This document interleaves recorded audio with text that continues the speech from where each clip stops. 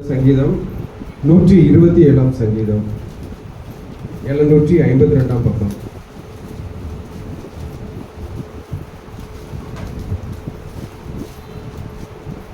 Solomon பாடின ஆரோகண சங்கீதம். கர்த்தர் வீட்டை கட்டாராகில் அதை கட்டுகிறவர்களின் பிரயாசம் விருதா. நீங்கள் அதிகாலையில் எழுந்து நேரப்பட வேலையிலே தரித்து வருத்தத்தின் அப்பத்தை சாப்பிடுகிறதும் விருதா. அவரே தமக்கு பிரியமானவனுக்கு நித்திரை அளிக்கிறார்.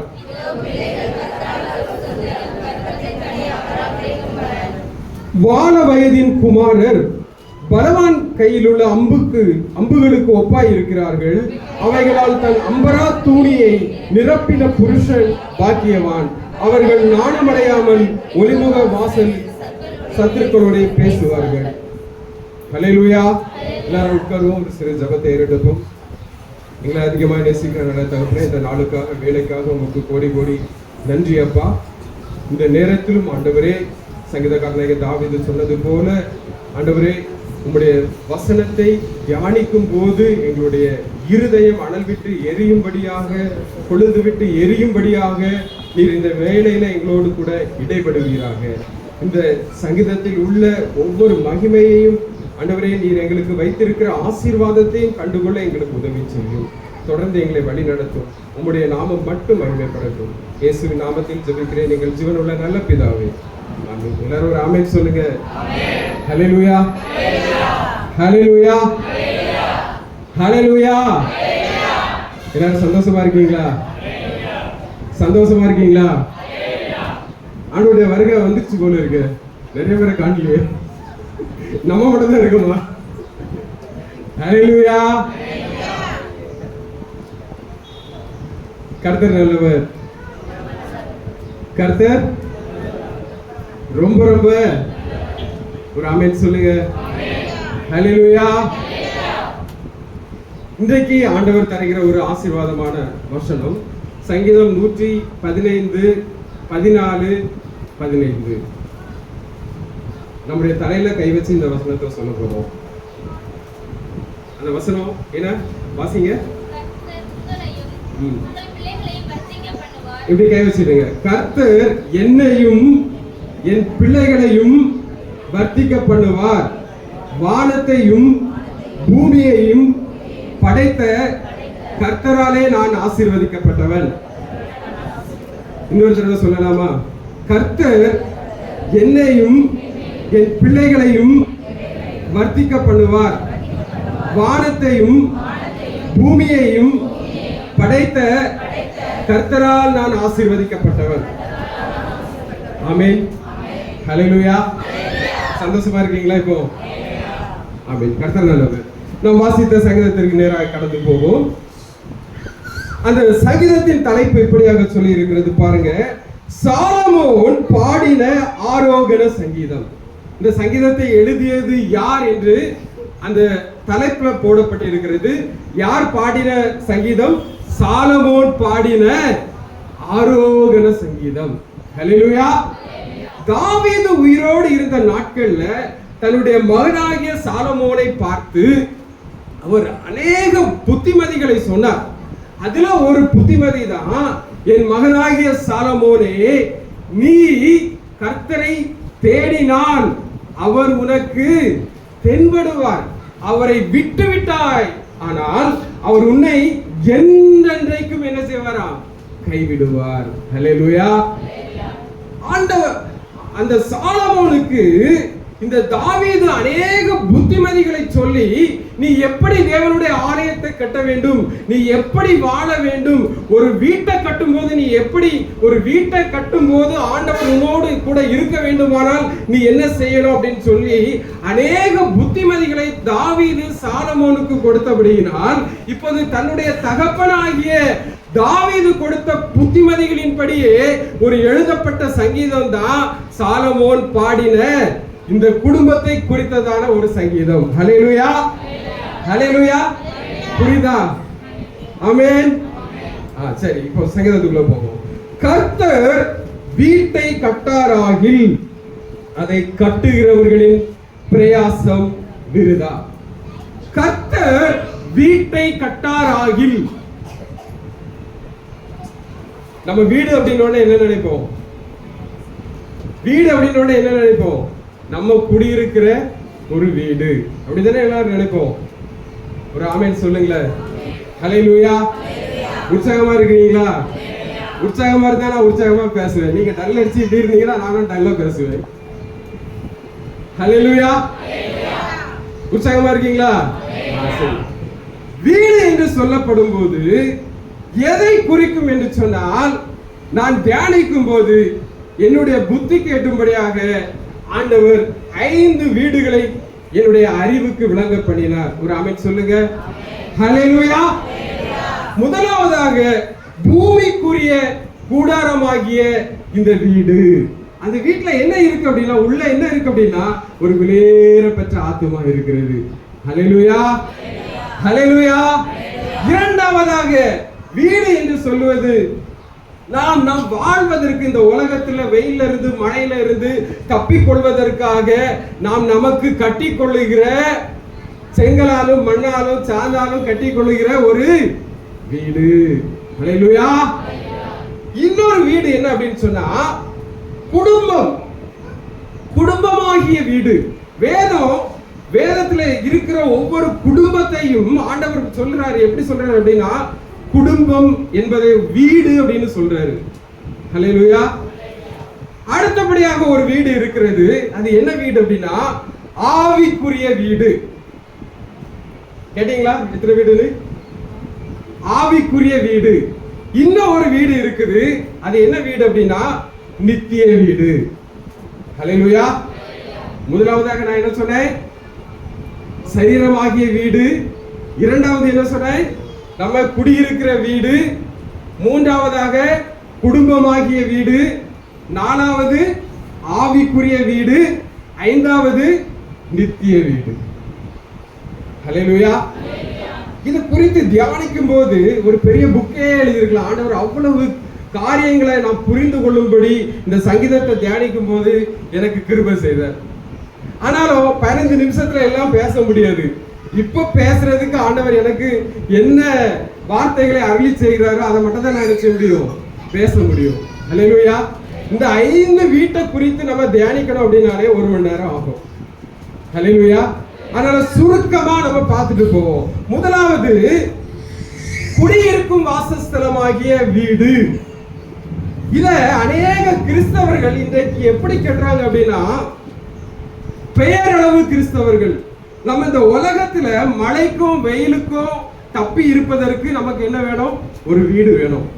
ஹல்லேலூயா. ஆனா இன்னைக்கு நிறைய பேர் எப்படி வீடு கட்டுறாங்க அப்படின்னா, பக்கத்து வீட்டுல 40 லட்சம் செலவு பண்ணி கட்டினா நான் எப்படியாவது 45 லட்சத்துக்கு ஒரு வீடை கட்டுவேன் அப்படின்னு சொல்லி போட்டி பொறாமையில பெரிய பெரிய வீடுகளை கட்டுறாங்க. ஒரு ஆமென் சொல்லுங்க. ஆனா குடியிருக்கிறது ஒரு ரூமு, மீதி 10 ரூமும் எப்படி இருக்கும்? காலியா கிடக்கும். ஹல்லேலூயா. ஹல்லேலூயா. இன்னும் ஒரு சில கிறிஸ்தவர்கள், பெயர் கிறிஸ்தவர்கள் என்ன செய்யறாங்க அப்படின்னா, லஞ்சம் வாங்குறாங்க. பணத்தை வட்டிக்கு கொடுக்காத அப்படின்னால வட்டிக்கு கொடுத்து சம்பாதித்து அந்த வட்டியின் மூலமாக வரக்கூடிய ஒரு அநியாய சம்பாத்தியத்தினால வீட்டை கட்டுறாங்க. அப்படிப்பட்ட வீட்டை கட்டிட்டு அந்த வீட்டுக்கு ஒரு போர்டை மாற்றுறாங்க, இயேசுவே இவ்வீட்டின் தலைவர். ஹல்லேலூயா. அது மட்டும் இல்ல, உம்முடைய ஆசீர்வாதத்தினாலே அடியானுடைய வீடு என்றென்றைக்கும் ஆசீர்வதிக்கப்பட்டிருப்பதாக இப்படி போர்டெல்லாம் மாட்டிடுவாங்க. ஹல்லேலூயா. இது பார்த்த உடனே இவங்க உண்மையிலே பெரிய பரிசுத்தவான்கள் அப்படின்னு நினைச்சு நம்ம மெய்யான கிறிஸ்தவர்கள் நினைச்சு என்ன செய்யக்கூடாது?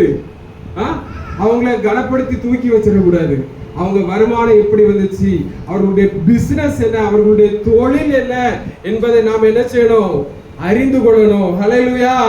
லஞ்சம் வாங்குற கிறிஸ்தவனோட நம்ம என்ன செய்யக்கூடாது? சம்பந்தம் கலவக்கூடாது. வட்டிக்கு கொடுத்து சம்பாதிக்கிற கிறிஸ்தவனோட நம்ம என்ன செய்யக்கூடாது? சம்பந்தம் கலவக்கூடாது. அப்படிப்பட்ட வருகிற அநியாய சம்பாத்தியத்தினால கட்டப்படுகிற இந்த பூமியில கட்டப்படுகிற வீட்டுல ஆசீர்வாதம் இருக்காது, சாபம் தான் இருக்கும். ஒரு ஆமென் சொல்லுங்க. ஹல்லேலூயா. ஹல்லேலூயா. ஆண்டவர் மோசே மூலமாக தெளிவாக சொன்னார், இதோ சாபத்தையும் ஆசீர்வாதத்தையும் உனக்கு முன்பாக வைக்கிறேன், மரணத்தையும் ஜீவனையும் உனக்கு முன்பாக வைக்கிறேன். நீயோ ஆசீர்வாதத்தை தெரிந்து கொள், நீயோ ஜீவனை தெரிந்து கொள். ஜீவன் எங்க இருக்குது? ஆசீர்வாதம் எங்க இருக்குது? ஆண்டவர் நம் கையில கொடுத்திருக்கிற பரிசுத்த வேதாகமத்தில் இருக்கிறது. ஒரு ஆமென் சொல்லுங்க. ஹல்லேலூயா, ஹல்லேலூயா. நாம் வாசிக்கிற ஒவ்வொரு வசனத்தையும் ஒவ்வொரு வாக்குத்தத்தத்தையும் நமக்கு சொந்தமாக்கி கொள்ளும் போது நமக்கு ஆசீர்வாதம் கடந்து வருகிறது. ஹல்லேலூயா, ஹல்லேலூயா. ஏன் அப்படின்னு சொன்னா நம்முடைய விசுவாச குறைவினால சில ஆசீர்வாதங்களை நம்ம சுதந்திரிக்க முடியாம போகிறது. வாசிக்கிற வசனங்களை நமக்கு சொந்தமாக்கி கொள்ளும் போது எப்ப உங்களுக்கு ஆசீர்வாதம் வரும்? வாசிக்கிற வசனத்தை நீங்க பேசுகிற வசனத்தை உங்களுக்கு நீங்க சொந்தமாக்கி கொள்ளும் போது ஆசீர்வாதம் வரும். இரண்டாவதாக அந்த ஆசீர்வாதத்துக்கு நம்ம பாத்திரவானா இருக்கணும். ஹல்லேலூயா, ஹல்லேலூயா. சரி, சுருக்கமா நான் கடந்து போறேன். அடுத்தபடியாக பாருங்க, குடும்பம் என்கிற விடயத்தை சுருக்கமா நான் சொல்ல விரும்புறேன். ஆதியாகமம் 16வது அதிகாரம் 2வது வசனத்தை வாசிக்கும் போது, சாராய் ஆபிரகாமை நோக்கி, நான் பிள்ளை பெறாதபடிக்கு கர்த்தர் என் கற்பத்தை அடைத்திருக்கிறார், என் அடிமை பெண்ணோட சேரும், ஒருவேளை அவளால் என் வீடு கட்டப்படும். ஹல்லேலூயா. அப்ப குடும்பம் என்கிற வீடு, அந்த குடும்பம் என்கிற வீட்டை யார் கட்டணும் அப்படின்னு சொன்னா, நம்முடைய சுய பலத்தினால, நம்முடைய சுய புத்தியினால, நம்முடைய சுய ஞானத்தினால குடும்பம் அப்படிங்கிற வீட்டை நம்ம என்ன செய்ய முடியாது? கட்டவே முடியாது. ஹல்லேலூயா. இங்க சாராள் செய்த ஒரு பெரிய தவறு என்ன அப்படின்னா, இஸ்மவேல் என்கிற ஒரு சந்ததி பிறப்பதற்கு, இஸ்மவேல் என்கிற ஒரு குடும்பத்துல ஒரு சபிக்கப்பட்ட ஒரு சந்ததி தோன்றுவதற்கு காரணம் என்ன அப்படின்னா, சாராளுடைய ஒரு ஆலோசனை. அந்த சாராளுடைய ஆலோசனையை ஆபிரகாம் கேட்டதனால இஸ்மவேல் என்கிற ஒரு துஷ்ட சந்ததி உருவானது. ஹல்லேலூயா. கர்த்தர் சொன்னாரா, நீ சாராளுடைய வேலைக்காரியாகிய ஆகாரோட நீ சேரு, அப்பதான் உனக்கு சந்ததி உருவாகும், குடும்பம் கட்டப்படும், உன் வீடு கட்டப்படும் அப்படின்னு ஆண்டவர் சொன்னாரா? என்ன அமைதியா இருக்கீங்க? ஆண்டவர் சொல்லல. ஆனா செய்தது யாரு? சாராளுடைய சுய புத்தி. ஹல்லேலூயா. அதனால பிறந்தது ஒரு துஷ்ட சந்ததி. குடும்பம் கட்டப்படணும் அப்படின்னா நீங்க யார சார்ந்து இருக்கணும் அப்படின்னு சொன்னா, கர்த்தரையே சார்ந்து இருக்கணும். ஹல்லேலூயா. இந்த பூமியில ஒரு வீடு கட்டணும் அப்படின்னா ஆண்டவருடைய சித்தத்தின்படி அந்த வீடு கட்டப்பட ஒப்பு கொடுக்கணும், நல்ல ஜெபம் பண்ணணும். எங்க வீடு கட்டப்படாம இருக்கு அப்படின்னா அதுக்கு நான் காரணம். அதிகமா ஆண்டவரே என் வீடு கட்டப்படல அப்படின்னு சொல்லி நான் என்ன செய்யணும்? ஃபாஸ்டிங் இருந்து ஜெபம் பண்ணி இருக்கணும். அப்போ என்னுடைய வீடு குறிப்பிட்ட காலத்துல நான் 1 வருஷம் 1.5 வருஷம் பிளான் போட்டு வச்சிருக்கேன் அப்படின்னா அந்த திட்டத்தின்படி அந்த வீடு என்ன செஞ்சிருக்கும்? கட்டப்பட்டிருக்கும். என்னுடைய ஜெப குறைவு வீடு கட்டப்படாம இருக்கலாம். ஒரு ஆமென் சொல்லுங்க. ஹல்லேலூயா. அதுபோல குடும்பமாகிய வீடு கட்டப்படணும் அப்படின்னா ஆண்டவரை நம்ம முழுக்க 100% அவரை சார்ந்து அவருடைய ஆலோசனைகளை கேட்டு வேதத்துல அவருடைய வசனங்களின்படி அவருடைய வாக்குத்தத்தங்களின்படி உங்களை வாழ அர்ப்பணித்து ஒரு பரிசுத்த வாழ்க்கைக்கு வாழ அர்ப்பணித்து என்னுடைய குடும்பமாகிய வீடு கட்டப்படட்டும் ஆண்டவரே, உங்களுடைய சித்தத்தின்படி கட்டப்படட்டும் ஆண்டவரேன்னு ஒப்பு கொடுக்கும் போது உங்க குடும்பத்துல எப்படிப்பட்ட சந்ததி பிறக்கும் அப்படின்னா பரிசுத்த சந்ததி பிறக்கும். சாபத்தின் சந்ததி பிறக்காது. துஷ்ட சந்ததி உங்க குடும்பத்துல வரவே வராது. ஒரு ஆமென் சொல்லுங்க. ஹல்லேலூயா, ஹல்லேலூயா. அடுத்தபடியாக பாருங்க, மூன்றாவதாக ஒரு ஆவிக்குரிய வீட்டை குறித்து நான் சுருக்கமா சொல்றேன். ஆண்டவராகிய இயேசு சொன்னார், லூக்கா 6வது அதிகாரத்துல 46, 47, 48வது வசனத்தை வாசித்து பார்க்கும்போது, என்னை நோக்கி ஆண்டவரே ஆண்டவரே என்று சொல்லுகிறவன், என்னை பார்த்து ஆண்டவரே ஆண்டவரே என்று சொல்லியும் என்னுடைய வார்த்தையின்படி நீங்கள் செய்யாமல் போகிறது என்ன? ஆண்டவர் என்ன சொல்றாரு பாருங்க. என்னை பார்த்து ஆண்டவரே ஆண்டவரே சொல்றீங்க, ஆனாலும் என்னுடைய வார்த்தையின்படி நீங்கள் செய்யாமல் போகிறது என்ன? ஆண்டவருடைய வார்த்தையின்படி, அவருடைய ஜீவ வார்த்தையின்படி நாம் வாழ என்ன செய்யணும்? அர்ப்பணிக்கணும். ஹல்லேலூயா. வேதத்தை வாசிக்கணும். வேதத்தை வாசிச்சு ஆண்டவர் இந்த வேத வசனத்தின் மூலமாக இன்றைக்கு என்னோடு என்ன பேசுகிறார், அவர் கொடுக்கிற ஆலோசனை என்ன, அதை நம்ம என்ன செய்யணும்? ஆண்டவர் சமூகத்துல இருந்து பெற்றுக்கொள்ளணும். ஹல்லேலூயா. இப்போ ஆவிக்குரிய வீட்டை குறித்து ஆண்டவர் சொல்லும்போது, என்னிடத்தில் வந்து என் வார்த்தைகளை கேட்டு அவைகளின்படி செய்கிறவன் எவனோ அவன் யாருக்கு ஒப்பா இருக்கிறான் அப்படின்னு சொன்னா, ஆழமாய் தோண்டி கற்பாறையின் மேல அஸ்திபாரம் போட்டு ஒரு வீட்டை கட்டுகிற ஒரு மனுஷனுக்கு ஒப்பாய் இருக்கிறான். ஏன் அப்படின்னா, பெருமழை வந்து, பெருவெள்ளம் வந்து, பெருங்காற்று மோதி அடித்த போதும் அந்த வீடு என்ன செய்யல? விழல. ஏன் அப்படின்னா, அது கிறிஸ்துவாகிய கன்மலையின் மேல அஸ்திபாரம் போடப்பட்டிருந்தது. ஆமென். ஹல்லேலூயா. உங்க ஆவிக்குரிய வாழ்க்கை எப்படிப்பட்டதா இருக்கு? பக்கத்துல கை பிடிச்சு கேளுங்க. உங்க ஆவிக்குரிய வாழ்க்கை எங்க அஸ்திபாரம் போடப்பட்டிருக்கு? ஹல்லேலூயா. எத்தனை பேர் சொல்ல முடியும்? ஏன் ஆவிக்குரிய வாழ்க்கை ஆண்டவராகிய இயேசு கிறிஸ்து என்கிற கன்மலையின் மேல ஆழமாய் தோண்டப்பட்டு அஸ்திபாரம் போடப்பட்டு கட்டப்படுகிற வீட்டை போல இருக்கிறது. ஒரு ஆமென் சொல்லுங்க. ஹல்லேலூயா. அப்படிப்பட்ட ஒரு வீட்ல, அப்படிப்பட்ட ஒரு ஆவிக்குரிய வீடு எப்ப விழுந்து போகாதுன்னா, எவ்வளவு பிரச்சனைகள் வந்தாலும் உங்க ஆவிக்குரிய வாழ்க்கையில இருந்து நீங்க பின்வாங்கி போக மாட்டீங்க, நீங்க விழுந்து போக மாட்டீங்க. உங்களை யாராலும் உங்க ஆவிக்குரிய வாழ்க்கையில இருந்து உங்களுக்கும் ஆண்டவருக்கும் இருக்கிற ஐக்கியத்துல இருந்து உங்களை பிரிச்சு எடுக்கவே முடியாது. ஒரு ஆமென் சொல்லுங்க. இப்போ ஒரு சின்ன பிரச்சனை வந்தாலும், ஒரு சின்ன போராட்டம் வந்தாலும், ஒரு சத்துரு, அதாவது சத்துரு வெள்ளம் போல வரும்போது உங்க வீடு, உங்க ஆவிக்குரிய வீடு ஏன் நிலை நிற்கல அப்படின்னா, அநேகர் ஏன் விழுந்து போறாங்க அப்படின்னா, அநேகர் ஏன் பின்மாற்றத்துக்குள்ள போயிடுறாங்க அப்படின்னா, அவர்களுடைய வீடு கன்மலை மேல அஸ்திபாரம் போட்டு கட்டப்படாத ஒரு வீடு, அவர்களுடைய ஆவிக்குரிய வீடு. ஹல்லேலூயா. ஹல்லேலூயா. ஹல்லேலூயா. பாருங்க, சுருக்கமான சொல்லிட்டு போறேன். கடைசியாக பரலோகத்துல நமக்கு ஒரு நித்திய வீடு இருக்கிறது. ஹல்லேலூயா. எடுத்தவங்க வேகமாக வாசிங்க. 1 கொரிந்தியர் 5வது அதிகாரம் 1வது வசனம்.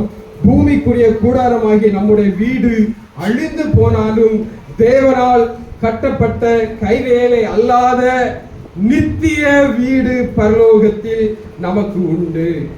கையை உயர்த்தி சொல்லுங்க பாப்போம். எனக்கு ஒரு நித்திய வீடு பரலோகத்தில் உண்டு. சொல்லுங்க. எனக்கு ஒரு நித்திய வீடு பரலோகத்தில் உண்டு. எனக்கு ஒரு நித்திய வீடு பரலோகத்தில் உண்டு. ஹல்லேலூயா. ஹல்லேலூயா. அப்போ பூமிக்குரிய கூடாரமாகிய இந்த வீடு, பூமிக்குரிய கூடாரம் அப்படின்னு சொல்லும்போது நான் ஏற்கனவே சொன்னேன், நம்முடைய சரீரம், நம்முடைய ஆத்துமா வாழ்ந்து கொண்டிருக்கிற இந்த சரீரமா இருக்கலாம், இல்லாவிட்டால் நாம் குடியிருந்து கொண்டிருக்கிற இந்த கட்டிடமாகிய ஒரு வீடா இருக்கலாம். இந்த பூமிக்குரிய கூடாரம் ஒரு நாள் என்ன செய்யும்? அழிந்து போகும். ஆனால் கைவேலை அல்லாத நித்திய வீடு, நீங்க கோடி கணக்கான வருஷம், கோடி கணக்கான வருஷம் ஆண்டவரோடு வாழ போகிற அந்த பரலோகத்தில் கட்டப்பட்டு இருக்கிற அழிவில்லாத நித்திய வீடு ஒரு நாள் அது என்ன செய்யாது? அழிந்து போகாது. ஒரு ஆமென் சொல்லுங்க. ஹல்லேலூயா. ஹல்லேலூயா. எந்த வீடா இருந்தாலும் சரி, உங்க ஆவிக்குரிய வீடா இருந்தாலும் சரி, உங்க குடும்பமாகிய வீடா இருந்தாலும் சரி, உங்க நித்திய வீடாக இருந்தாலும் சரி, எந்த ஒரு வீடாக இருந்தாலும் அந்த வீட்டை கர்த்தர் கட்டாராகில், நல்லா கவனிங்க, அந்த வீட்டை கட்டுறதுக்கு யாரு உதவி செய்யணும் அப்படின்னு சொன்னா கர்த்தர் இயேசு. ஹல்லேலூயா. எந்த ஒரு வீடா இருந்தாலும் அந்த வீடு கட்டப்படுவதற்கு உதவி செய்ய வேண்டியது யார் அப்படின்னு சொன்னா ஆண்டவராகிய இயேசு. அவரையே நம்ம என்ன செய்யணும்னா முழுக்க சார்ந்து இருக்கணும். உங்க ஆவிக்குரிய வீடு கட்டப்படணுமா? இயேசுவை சார்ந்து கொள்ளுங்க. உங்க நித்திய வீடு கட்டப்படணுமா? இயேசுவை சார்ந்து கொள்ளுங்க. இந்த உலகத்துல உங்க வீடு கட்டப்படணுமா? இயேசுவை சார்ந்து கொள்ளுங்க. இயேசுடைய வார்த்தையை கேளுங்க, வார்த்தையின்படி நடக்க ஒப்பு கொடுங்க. அப்போது உங்களுடைய வீடு கட்டப்படும். ஹல்லேலூயா. ஒரு ஆமென் சொல்லுங்க. ஹல்லேலூயா. அதைத்தான் வேதவசனம் சொல்லுகிறது. கர்த்தர் வீட்டை கட்டாராகில் கட்டுகிறவர்களின் பிரயாசம் விருதா. ஹல்லேலூயா. புரிஞ்சவங்க ஹல்லேலூயா சொல்லுங்க. ஹல்லேலூயா. ஒரு வசனத்தோட முடிஞ்சிடும் நினைக்கிறேன். சங்கீத பகுதி நிறைய எடுத்து வச்சிருந்தேன். சரி, அடுத்த காரியம், கர்த்தர் நகரத்தை காவாராகில் காவலாளர் விழித்திருக்கிறது விருதா. சரி, 2 வசனத்தை இது அடிச்சு முடிச்சிருவோம். கர்த்தர் நகரத்தை காவாராகில் காவலாளர் விழித்திருக்கிறது விருதா. பாருங்க, பழைய காலத்துல ராஜாக்கள் என்ன செய்வாங்க அப்படின்னா, ஒரு குறிப்பிட்ட பட்டணத்துல இருப்பாங்க. அவர்களுடைய அரண்மனை அங்கதான் இருக்கும். எந்த ஒரு நகரமானாலும் எந்த ஒரு பட்டணமானாலும் எப்படி கட்டப்பட்டிருக்கும் அப்படின்னு சொன்னா, பெரிய மதில் சூழ்ந்த ஒரு பட்டணமாக இருக்கும். அந்த பட்டணத்துக்கு ஒரு பெரிய வாசல் வச்சிருப்பாங்க.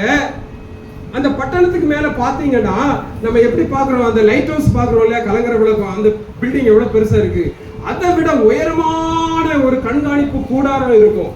அந்த கண்காணிப்பு கூடாரத்துல யார் நிப்பா அப்படின்னு சொன்னா, ஜாமக்காரன் நிப்பான்.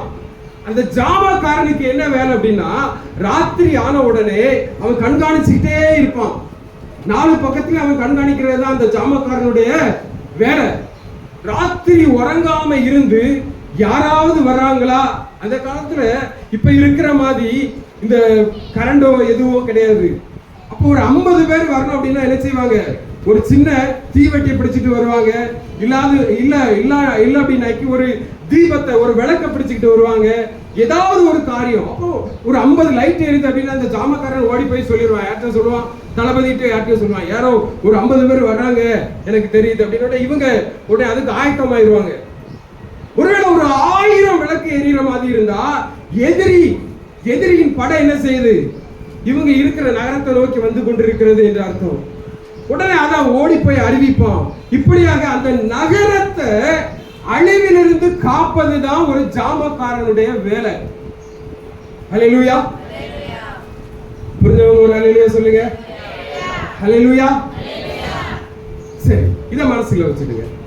இப்போ ஆதியாகமம் 16வது அதிகாரம் நினைக்கிறேன். அதுல சோதோம் குமோரா பட்டணங்கள், இந்த சோதோம் குமோரா பட்டணங்கள்ல பாவம் பெருகிட்டு அவர்களுடைய கூக்குரல் மகா பெரியதா இருந்ததுனால ஆண்டவர் இறங்கி வந்து அந்த 2 பட்டணங்களையும் அழிக்க சித்தம் கொண்டார் என்று வேதத்துல வாசிக்கிறோம். இப்போ அழிப்பதற்கு முன்பதாக ஆண்டவர் ஆபிரகாம் முன்பதாக வந்து நிற்கிறார். ஆபிரகாம் நல்ல விருந்து உபசரணை எல்லாம் கொடுத்துட்டாரு. ஆண்டவரோடு கூட வந்த 2 தூதர்களுக்கும் விருந்து உபச்சாரம் நடந்தது. அதன் பிறகு நடந்தது என்ன, நான் செய்ய போகிறது ஆபிரகாமுக்கு மறைப்பேனோ என்று சொல்லி இந்த விஷயமாக வந்திருக்கிறேன். சோதோம் குமோரா பட்டணத்தின் பாவம் மகா பெரிய பாவமா இருப்பதனால நான் அதை அழிக்க போகிறேன் அப்படின்னு ஆண்டவர் சொன்னார் ஆபிரகாமுக்கு.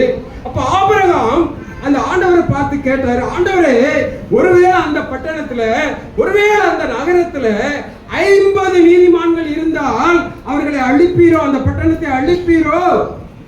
துன்மார்க்கனோடு கூட நீதிமானையும் சங்கரிப்பது உமக்கு தூரமாய் இருப்பதாக. அப்போ ஆண்டவர் சொன்னார், இல்ல 50 நீதிமான பார்த்தா நான் என்ன செய்ய மாட்டேன், சங்கரிக்க மாட்டேன். இப்போ ஆபிரகாம் மறுபடியும் கேட்கிறாரு, ஒருவேளை 45, இல்ல அழிக்க மாட்டேன். ஒருவேளை 40, இல்ல அழிக்க மாட்டேன். ஒருவேளை 30, இல்ல அழிக்க மாட்டேன். ஒருவேளை 20, இல்ல அழிக்க மாட்டேன். ஆண்டவரே, கடைசியா சாம்பல தூளுமா இருக்கிற உங்களோடு பேச துணிகிறேன். ஒருவேளை 10 நீதிமான்கள் மாத்திரம் இருந்தா அந்த நகரத்தை அழிப்பீரோ அப்படின்னு கேட்டபோது ஆண்டவர் சொன்னார், அந்த 10 நீதிமான்களின் நிமித்தம் அந்த பட்டணத்தை நான் செய்ய மாட்டேன், அழிக்க மாட்டேன். ஒரு ஆமென் சொல்லுங்க. ஹல்லேலூயா, ஹல்லேலூயா. ஆனா சோதோம் குமார பட்டணத்துல இருந்தது ஒரே ஒரு நீதிமான். ஹல்லேலூயா. லோத்து என்கிற நீதிமான். அது ஆபிரகாமின் விண்ணப்பத்தை ஆண்டவர் மனசுல வச்சு லோத்து என்கிற நீதிமானை ஆண்டவர் என்ன செஞ்சாரு, காப்பாற்றினார். சோதோம் குமாரோ பட்டணம் என்ன செய்தது, அழிக்கப்பட்டது. ஹல்லேலூயா. இன்றைக்கு நாம் வாழ்கிற இந்த ஊர் எதனால காப்பாற்றப்படுகிறது?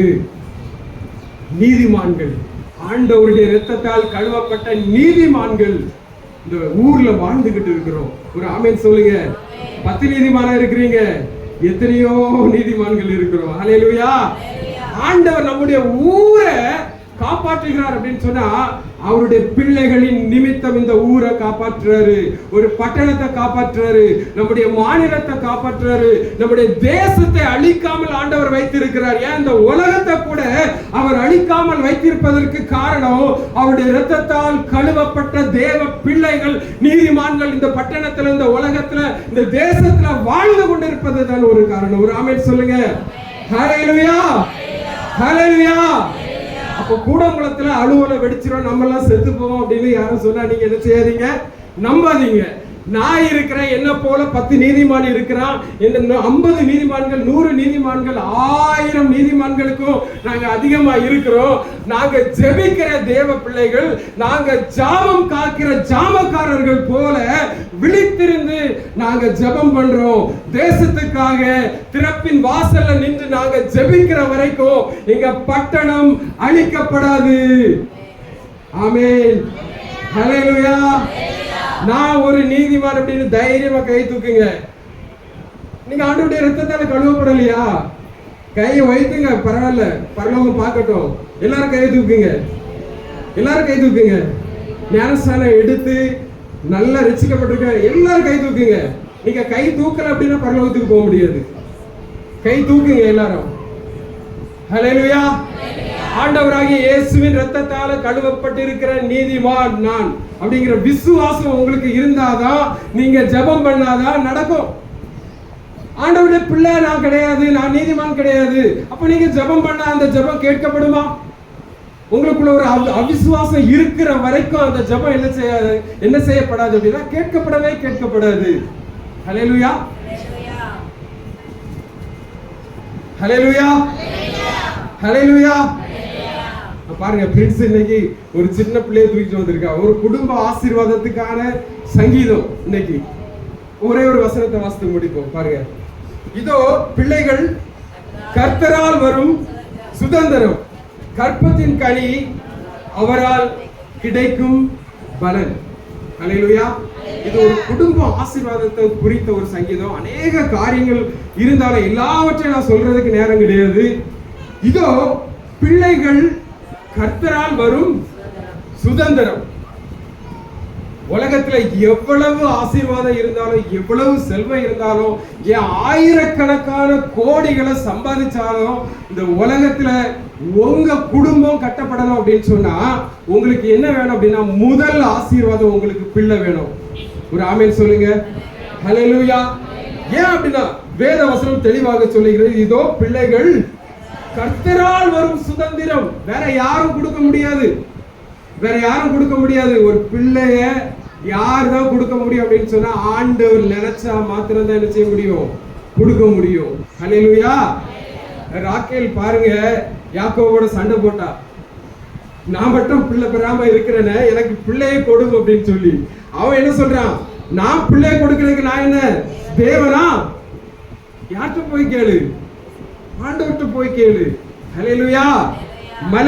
மலடியாக இருந்த தன்னுடைய மனைவிக்காக ஈசாக்கு ஜெபித்த போது, ஏறத்தாழ 20 வருஷம் கழித்து ஜெபித்த போது அவர்களுக்கு குழந்தை பிறந்தது. ஒரு ஆமென் சொல்லுங்க. ஹல்லேலூயா. இதோ பிள்ளைகள் கர்த்தரால் வரும் சுதந்திரம், கற்பத்தின் கனி அவரால் கிடைக்கும் பலன். ஒரே ஒரு காரியத்தை மட்டும் ஞாபகத்தில் வைங்க. நம்ம வயிற்றுல பிறக்கக்கூடிய பிள்ளைகள் நம்முடைய சுய சித்தத்தின்படியோ நம்முடைய சுய அறிவின்படியோ எந்த ஒரு பிள்ளை இந்த உலகத்துல பிறக்கல. ஹல்லேலூயா. அப்படின்னா அந்த பிள்ளைகள் பிறப்பதற்கு முன்பதாகவே ஆண்டவர் அவர்களை முன்னறிந்திருக்கிறார். இன்னாருடைய வயிற்றுல பெண் குழந்தையா ஆண் குழந்தையா, இன்ன மாசம் இந்த தேதி இந்த நேரத்துல இந்த பிள்ளை பிறக்கணும் அப்படின்னு சொல்லி முன் குறித்திருப்பது யார் அப்படின்னா ஆண்டவர். ஹல்லேலூயா. அத மனுஷனாலேயோ யாராலேயோ மாற்ற முடியாது. இல்ல நாங்க ஆபரேஷன் பண்ணி இந்த நேரத்துல நாங்க எடுத்துருவோம் அப்படின்னு நீங்க நினைக்கலாம். ஆனா அந்த ஆபரேஷன் பண்ணி எடுக்கிற நேரத்தையும் ஒருவேளை யார் முன்குறிச்சிருப்பா அப்படின்னா ஆண்டவர் முன்குறிச்சிருப்பாரு. ஹல்லேலூயா. இல்ல யார் சுய சித்தம் அப்படின்னு அதுல சொல்றதுக்கு எதுவுமே கிடையாது. ஒரு ஆமென் சொல்லுங்க. ஹல்லேலூயா, ஹல்லேலூயா, ஹல்லேலூயா. சங்கீதத்துல ஏராளமான சத்தியங்கள் புதைந்து கிடக்கிறது. வாலிப வயசுல இப்படிப்பட்ட பிள்ளைகளை நம்ம பெற்றெடுத்து வாலிப வயசுல அத கர்த்தருக்கு கீழ்ப்படுகிற பிள்ளைகளாக வளர்க்கும் போது அப்படிப்பட்ட பிள்ளைகள் எப்படி இருப்பாங்களா? ஒரு மனுஷன், ஒரு யுத்த மனுஷன் இல்ல, ஒரு வேட்டைக்கு போகிற மனுஷன் தன்னுடைய அம்பரா தூணினா தன்னுடைய முதுகுக்கு பின்னாடி அம்புகளை சுமக்கிறதுக்கு பலகையால செய்யப்பட்ட ஒரு சின்ன குடுவை மாதிரி இருக்கும். அதுதான் அம்பரா தூணி. அந்த அம்பரா தூணில அநேக அம்புகள், ஒரு 10 அம்போ 20 அம்புகளோ வைக்கிறதுக்கு ஏற்ற இடம் இருக்கும். அப்படிப்பட்ட அம்பரா தூணியை நிரப்பின மனுஷன் எனது பாக்கியவான். அப்போ அந்த அம்பரா தூணி, அம்பு அப்படின்னு சொல்லும் போது ஒரு இலக்கு இருக்கிறது. இந்த உலகத்துல நாம பிறந்ததுக்கு ஒரு நோக்கம் இருக்கிறது.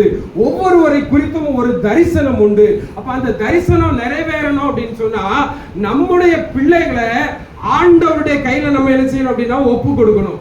ஆண்டவர் கையில அந்த பிள்ளைகளை ஒரு அம்பா எடுக்கும் போது அந்த பிள்ளைகள் மூலமாக வாலிப வயசுல அவர்களை குறித்த தரிசனத்தை ஆண்டவர் நிறைவேற்றுவார்.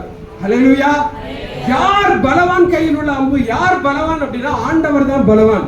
அவருடைய கையில பயன்படுகிற அம்பாக நம்முடைய பிள்ளைகளை வாலிப வயசுல ஒப்பு கொடுக்கணும். ஒரு ஆமென் சொல்லுங்க. நான் ரொம்ப சுருக்கமா சொல்லி முடிச்சிருக்கிறேன். ஆண்டவர் உங்களோட இந்த சங்கீதத்தின் மூலமா பேசி இருக்கிறாரா? ஹல்லேலூயா, ஹல்லேலூயா. கர்த்தர் நம்மை ஆசீர்வதிப்பாராக.